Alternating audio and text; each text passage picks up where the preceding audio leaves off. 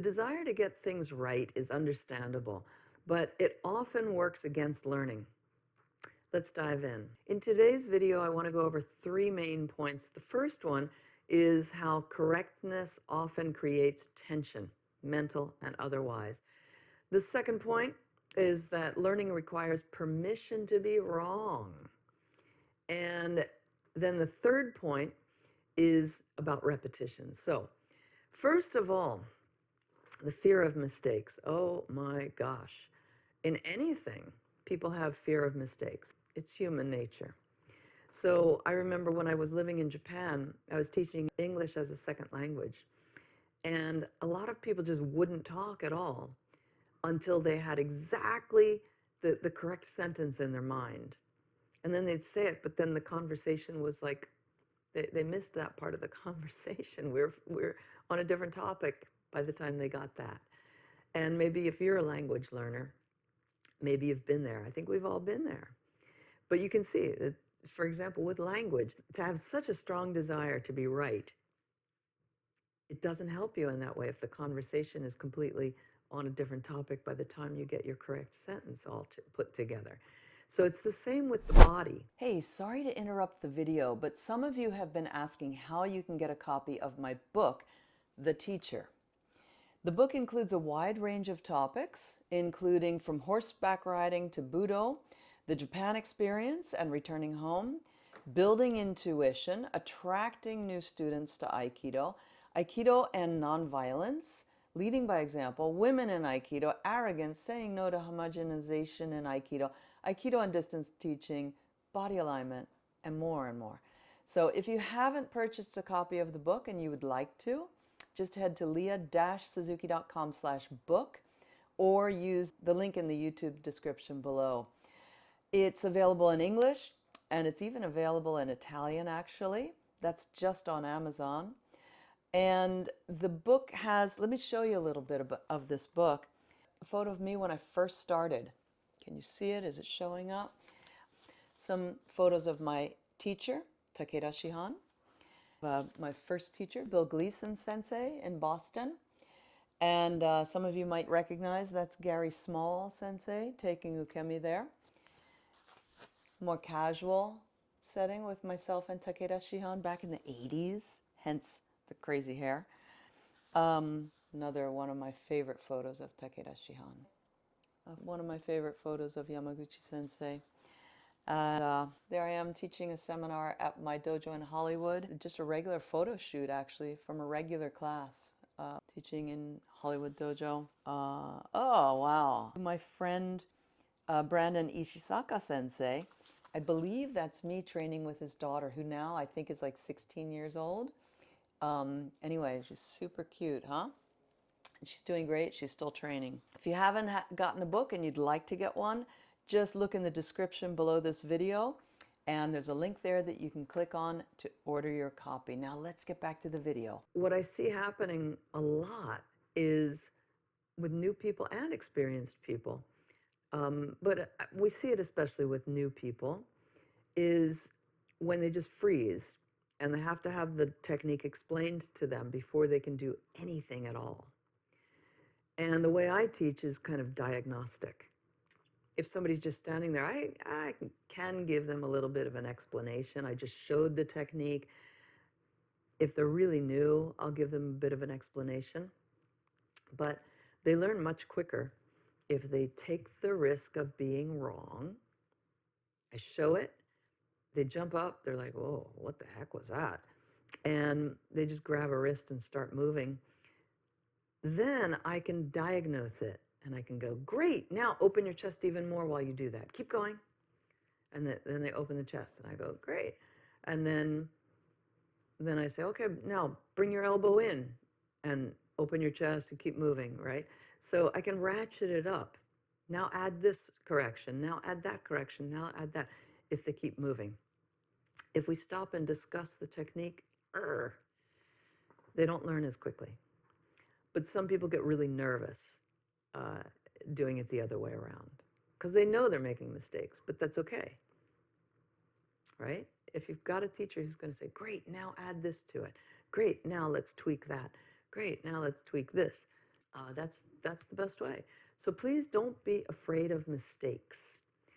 And the other thing that happens is that this fear of mistakes doesn't just affect the mind, right? Like, oh, I don't want to make a mistake. It makes you tense mentally, but it also makes you tense physically.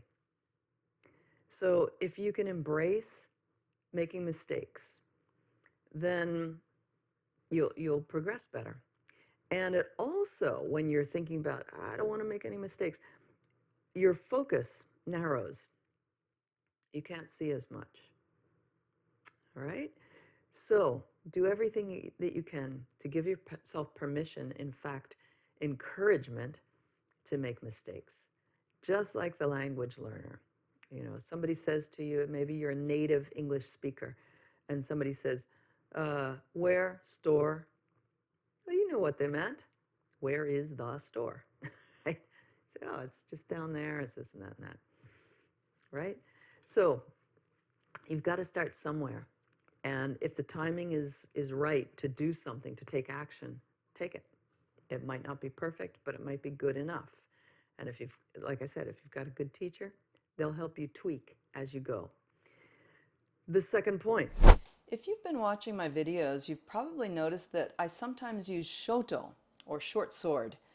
I find that it helps students drop their shoulders, stop pushing, and really feel the technique. Right now, I have a limited number of these Suzuki signature shoto available. They're made in Japan from premium Japanese white oak.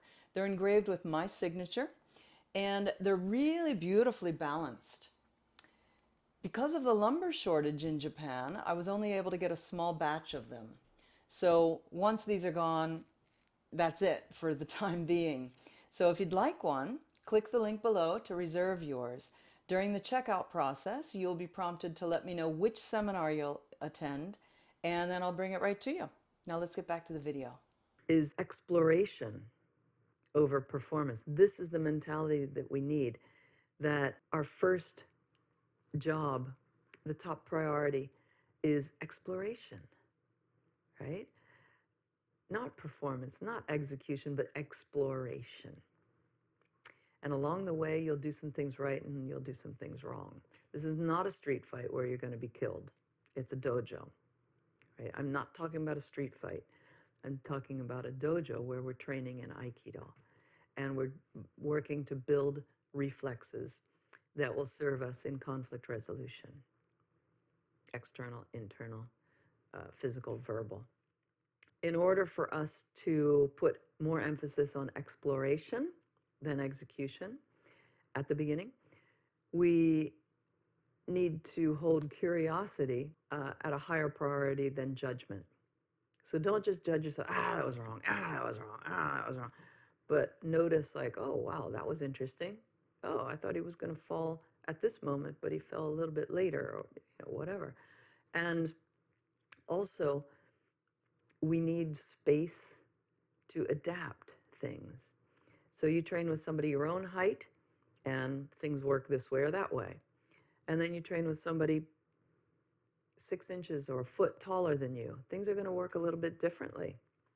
Or somebody 6 inches or a foot shorter than you. Things are going to work differently. So when we get rid of this idea of right and wrong, then we can adapt more quickly and we can adapt better to different situations. There's always different situations. You get human beings and things are always changing. Then repetition. Repetition without pressure. Of course you want to get better and better and better. You want to do things correctly, but if you don't pressure yourself about it, then gradually your body will find the way through these techniques. Tweak a little bit here. Now it's not, there's no such thing as 100% correct anyway, right?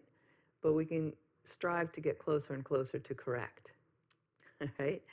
So repetition without the pressure and the gradual integration. Tweak this a little bit. Oh, now tweak that a little bit. And then gradually you get comfortable and perhaps even confident. So think about, for example, seminars. This is really what happens in seminars, right? Where it's a 3-day seminar, 5-day camp, whatever. And we repeat, we repeat. And every time that we train with a different person for this particular technique, we learn something more. We get a little bit better at it, a little bit better, a little bit better, a little bit better. And we tweak it little by little. You might be a little bit nervous training with this person or that person.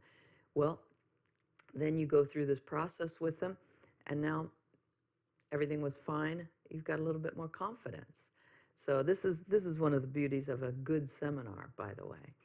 By the way, when you go to a seminar, sometimes we go to seminars with a group from our dojo, right? Like you go with your friends from your dojo. That's great.